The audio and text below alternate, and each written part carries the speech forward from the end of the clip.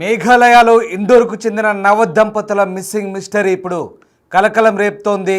స్థానికంగా మేఘాలయలోని చిరాపుంజి ప్రాంతంలో స్థానిక దుండగులే వారిద్దరిని అపహరించి హత్య చేసినట్లుగా కుటుంబ సభ్యులు అనుమానాలు వ్యక్తం చేస్తున్నారు. హనీమూన్ కోసం వెళ్ళిన సోనం, రఘువంశీ ఇద్దరు కూడా అదృశ్యమయ్యారు. 11 రోజుల తర్వాత రఘువంశీ డెడ్ బాడీ లభించింది. అయితే అతని భార్య సోనం ఆచూకీ ఇంకా లభించలేదు. తాజాగా సీసీ ఫుటేజ్ ఒకటి బయటకు వచ్చింది. భర్త డెడ్ బాడీ దగ్గర సోనం ధరించిన షర్ట్ కనబడింది. మే 20న హనీమూన్ కోసం ఈ జంట వెళ్ళింది. ఓ జలపాతం సమీపంలోని లోతైన లోయలో రఘువంశీ మృతదేహం కనిపెట్టారు. కత్తితో పొడిచి చంపినట్లుగా అనుమానాలు వ్యక్తమవుతున్నాయి. దీంతో అతని భార్య ఎక్కడ అనే అనుమానాలు అయితే ప్రస్తుతం తలెత్తున్న పరిస్థితి కనబడుతుంది. ఇక రఘువంశీ మృతదేహాన్ని కూడా డ్రోన్ల సహాయంతో ఆ ప్రాంతంలో వెలికి తీసినట్టుగా తెలుస్తోంది. దట్టమైన చెట్లు, లోతైన లోయలు ఉండడంతో గాలింపు చర్యలు కష్టంగా మారినట్టుగా తెలుస్తోంది. ఓస్రా హిల్లో ఆ జంట చివరి లొకేషన్ నమోదైంది. అత్యంత ప్రమాదకరమైన ప్రాంతంగా అది పోలీసులు చెప్తున్నారు. అక్కడ ఉండే ఓ రిసార్ట్కు నేర చరిత్ర ఉందని దాని సిబ్బందిని కూడా విచారిస్తున్నామంటూ పోలీసులు చెప్తున్నారు. హనీమూన్ కోసం వచ్చిన జంటలను ఆ రిసార్ట్ దగ్గర ఉండే కొంతమంది దుండగులు టార్గెట్ చేస్తున్నట్టుగా చెప్తున్నారు. కొత్త జంటలే లక్ష్యంగా, హనీమూన్ కోసం వచ్చిన జంటలే లక్ష్యంగా స్థానికంగా ఉండే కొంతమంది దుండగులు వారిని ట్రాప్ చేసి హతమార్చే చరిత్ర ఉన్నట్టుగా కూడా చెప్తున్నారు. తొలుత ఈ జంట, ఇండోర్కు చెందిన జంట మే 11వ తేదీన రఘువంశీకి సోనంతో వివాహమైంది. హనీమూన్ కోసం మే 20న తమ ఇంటి నుంచి బయలుదేరారు. హనీమూన్ కోసం ఈ మేఘాలయలోని ఆ ప్రాంతాన్ని ఎంచుకున్నారు. ప్రశాంతంగా కొండలు, లోయలు ఉండే ఆ ప్రాంతంలో సరదాగా గడిపి ఎంజాయ్ చేద్దామనుకున్న ఆ జంటకు కాలరాత్రిలే మిగిలిపోయిన పరిస్థితి కనబడుతోంది. ఇక హనీమూన్ కోసం 20వ తేదీన ఇంటి నుంచి బయలుదేరారు. అసోం రాజధాని గువాహటి మీదుగా షిల్లాంగ్ వెళ్లారు. షిల్లాంగ్ వెళ్లే ముందు గువాహటిలో కామాఖ్యాదేవి అమ్మవారిని దర్శించుకున్నారు. ఈ జంట గువాహటి మీదుగా షిల్లాంగ్ ప్రయాణించి దాదాపు 60 కిలోమీటర్ల దూరంలో ఉన్న చిరాపుంజి సందర్శించడానికి యాక్టివా బైక్ను అద్దెకు తీసుకున్నారు. మీకు తెలిసిందే, చిరాపుంజి ప్రాంతం భారత్లోనే అత్యధిక వర్షపాతం నమోదయ్యే కొండ ప్రాంతము. అక్కడికి చాలామంది టూరిస్టులు వెళ్తూ ఉంటారు. సో దట్టమైన అడవిలో ప్రయాణిస్తూ వారు ముందుకు సాగారు. కానీ మరుసటి రోజు సోరారిమ్ అనే గ్రామ సమీపంలో నవదంపతుల యాక్టివా పడి ఉంది. కానీ ఆ దంపతులు కనిపించకుండా పోయారు.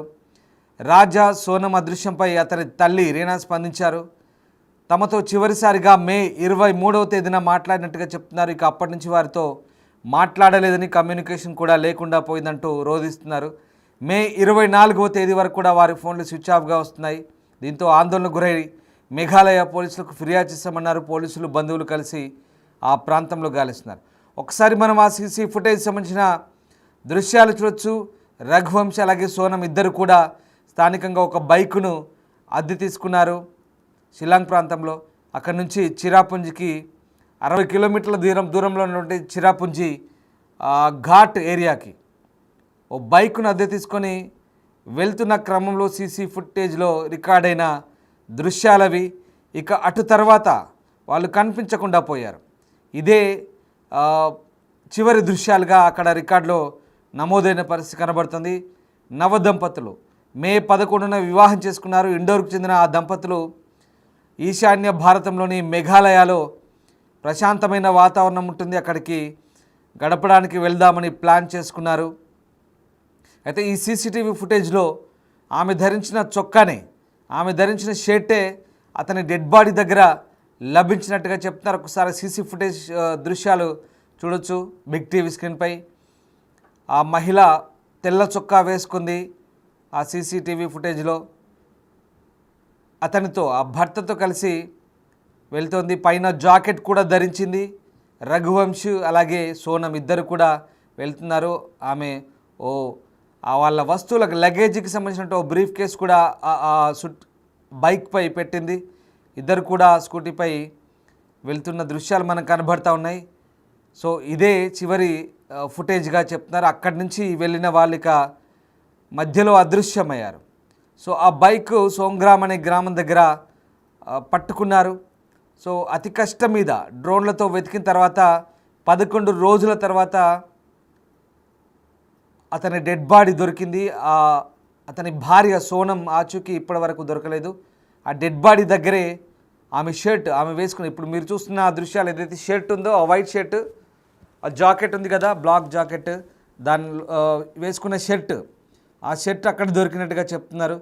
సో ఇద్దరు నవదంపతులు ఎలా చనిపోయారు అనేది ప్రస్తుతం పెద్ద మిస్టరీగా మారింది. స్థానికంగా కొన్ని ముఠాలు ఉన్నట్టుగా తెలుస్తుంది. అక్కడ కొంతమంది దుండగులు నవదంపతులే టార్గెట్గా అక్కడికి వచ్చిన వారిని దోచుకోవడంతో పాటు మహిళల్ని లైంగిక వేధింపులకు గురి చేసి హత్యలకు గురి చేశారనే హిస్టరీ కూడా ఉంది. స్థానికంగా ఉన్నటువంటి ఓ రిసార్ట్ ప్రాంతంలో చాలా భయంకరమైనటువంటి నేర చరిత్ర గల కొంతమంది ముఠాలు దుండగులు అక్కడ తిష్ట వేసి ఉంటారు. కొత్తగా వచ్చే దంపతులను, హనీమూన్కు వచ్చే జంటలను టార్గెట్ చేస్తారని ఆ ప్రాంతంలో వార్తలున్నాయి. సో అది తెలియక ఈ నవదంపతులు, ఒకసారి మీరు స్క్రీన్పై చూస్తున్నారు, రఘువంశ్ అలాగే సోనం ఇద్దరు కూడా మే 11వ తేదీన వివాహం చేసుకున్నారు ఇండోర్లో.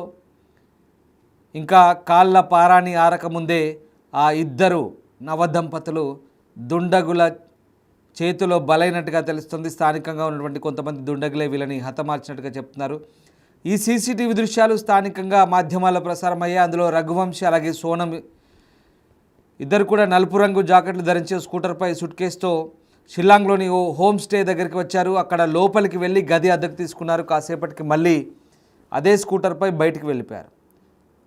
ఆ లగేజ్ లోపల పెట్టి వచ్చిన తర్వాత ఇద్దరు కూడా అదే స్కూటర్పై మళ్ళీ వెళ్తున్నారు. ఆ దృశ్యాలు మనం చూడొచ్చు. తొలుత వీళ్ళు గువాహటిలో కామాఖ్యాదేవి అమ్మవారిని దర్శించుకొని అట్నుంచి ఈ షిల్లాంగ్ వచ్చారు. ఆ మార్గంలో షిల్లాంగ్లో చూడండి, ఆ హోటల్లో అక్కడే మనకు ఆ సీసీటీవీ దృశ్యాలు చాలా క్లియర్గా కనిపిస్తున్నాయి. ఇద్దరు కూడా ఆ లగేజ్ని లోపల పెడుతున్నారు. అలాగే తర్వాత ఆ జాకెట్లని వదిలేసి కేవలం మామూలు డ్రెస్ మీదనే అక్కడి నుంచి ఆ బైక్పై మళ్ళీ అదే బైక్పై అదే స్కూటర్పై వెళ్తున్నారు. ఆ సమయంలో సోనం తెలుపు రంగు షర్టు ధరించింది. రఘువంశ్ మృతదేహం లభించిన చోట ఈ షర్టు కూడా దొరికినట్టుగా పోలీసు వర్గాలు చెప్తున్నాయి. ఇక సీసీటీవీ దృశ్యాల్లో కనిపించిన స్కూటర్ను కూడా ఘటనా స్థలానికి సమీపంలో గుర్తించినట్టుగా పోలీసులు చెప్తున్నారు. అంతకుముందు ఘటనా స్థలానికి కొద్ది దూరంలో రెయిన్ కోట్ను కూడా పోలీసులు గుర్తించారు. అది సోనందా కాదా అన్నది ఇప్పుడే తేల్చలేమని చెప్తున్నారు. తాజా ఆధారాలతో మరిన్ని అనుమానాలు వ్యక్తమవుతున్నాయి. ఇక సోనంను కిడ్నాప్ చేసి ఉంటారని కుటుంబ సభ్యులు ఆరోపిస్తున్నారు. ఇప్పుడు బయటకు వచ్చిన సీసీటీవీ ఫుటేజ్ మే 22వ తేదీ నాటిది. ఆ మరుసటి రోజు నుంచే ఈ జంట కనిపించకుండా పోయింది.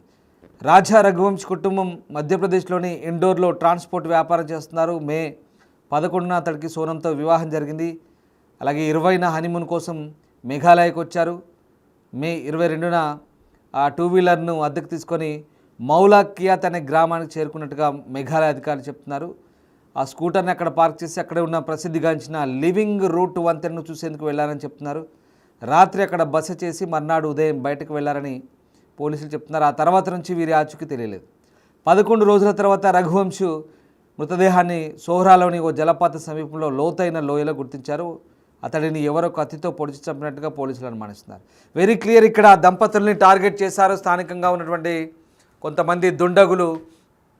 ఆ దంపతులని టార్గెట్ చేసినట్టుగా మనకు అర్థమవుతుంది. కొత్తగా వచ్చే జంటలే టార్గెట్గా, హనీమూన్ వచ్చే జంటలే టార్గెట్గా అక్కడటువంటి కొంతమంది నేర చరిత్ర కలిగినటువంటి దుండగులు వ్యక్తులే ఇలాంటి ఘటనకు పాల్పడుతున్నట్టుగా స్థానికంగా కొన్ని వార్తలు వినిపిస్తున్నాయి. ఆ ప్రాంతంలో రాజా రఘువంశ్ అలాగే సోనం ఇద్దరు కూడా, రాజా రఘువంశ్ని చాలా క్లియర్గా ఆనవాళ్ళ బట్టి కత్తితో పొడిచి చంపి ఆ జలపాతం లోయలో విసిరేశారు. అలాగే సోనంని బహుశా అదే ప్రాంతంలో ఆమెను మానభంగం చేసి ఆ ప్రాంతంలోనే చంపి అక్కడే లైంగిక వేధింపులకు గురి చేసి ఆమెను కూడా చంపి ఆ ప్రాంతంలోనే పడేసినట్టుగా తెలుస్తుంది. సోనం వేసుకున్న వైట్ షర్ట్ కూడా రఘువంశ్ డెడ్ బాడీ దగ్గర దొరికిందంటే ఆమెను వివస్త్ర చేసినట్టుగా చాలా క్లియర్గా అర్థమవుతుంది. అలాగే ఆమె వేసుకున్నటువంటి జాకెట్ కూడా, ఆ జాకెట్ సోనందా లేదా కాదా అనేది ఇంకా తేలాల్సి ఉంది. సో ఓ ప్రాంతంలో జాకెట్ ఉంది, ఓ ప్రాంతంలో షర్ట్ కనబడింది, అంటే డెడ్ బాడీ దగ్గర షర్ట్ కనబడింది. చాలా క్లియర్గా ఈ ఆనవాళ్ళను బట్టి అతన్ని చంపారు, ఆమెను కూడా లైంగిక వేధింపులకు గురి చేసి చంపినట్టుగా చాలా క్లియర్గా అర్థమవుతుంది. ఇట్స్ ఎ బ్రూటల్ మర్డర్, చాలా క్లియర్గా అర్థమవుతుంది. ఇండోర్కు చెందిన దంపతులు మేఘాలయలో అత్యంత రమణీయమైన ప్రకృతి అందాలను వీక్షించేందుకు, ఆ పర్యాటక ప్రాంతాన్ని ఆస్వాదించేందుకు హనీమూన్ వెళ్ళారు. కానీ అక్కడ కొంతమంది దుర్మార్గులు ఈ హనీమూన్ జంటను ట్రాప్ చేసి, టార్గెట్ చేసి బ్రూటల్గా అత్యంత క్రూరంగా హత్య చేసినట్టుగా మనకు తెలుస్తోంది. ఆ ప్రాంతంలో ఉన్నటువంటి కొన్ని రిసార్ట్స్లు కావచ్చు, కొన్ని ముఠాలు కావచ్చు, పూర్తిగా నేర చరిత్ర కలిగినవని చెప్తున్నారు. కానీ ఇది తెలుసో తెలియకో ఆ ప్రాంతాన్ని, ముఖ్యంగా ఈశాన్య రాష్ట్రాల్లో ఉన్నటువంటి హిల్ ఏరియాస్ని, అలాగే ఆ లోయలని, జలపాతాలని, అందమైన ఆ ప్రాంతాలని, నిజంగా మేఘాలయ చిరాపుంజి ప్రాంతంలో చాలా అందమైన ప్రదేశాలు ఉంటాయి. చెక్కలతో చేసిన వంతెనలు ఉంటాయి, వెదురు బొంగులతో చేసిన వంతెనలు ఉంటాయి, చిన్న చిన్న జలపాతాలు ఉంటాయి, అడవి ప్రాంతం ఉంటుంది.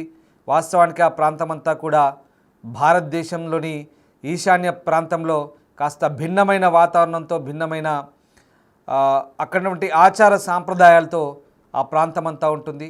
ఆ ప్రాంతంలో రక్షణ కూడా చాలా తక్కువనే చెప్పాలి. ఎందుకంటే దట్టమైన అడవి, లోయలు, ఘాట్ రోడ్లలో అది ఇలాంటి జంటలు, నవదంపతులు వెళ్ళినప్పుడు ఖచ్చితంగా టార్గెట్ అవుతున్నట్టుగా అర్థమవుతుంది. గతంలో ఉన్నటువంటి నేర చరిత్ర దృష్ట్యా అక్కడి పోలీసులు ప్రస్తుతానికైతే కేసు నమోదు చేశారు.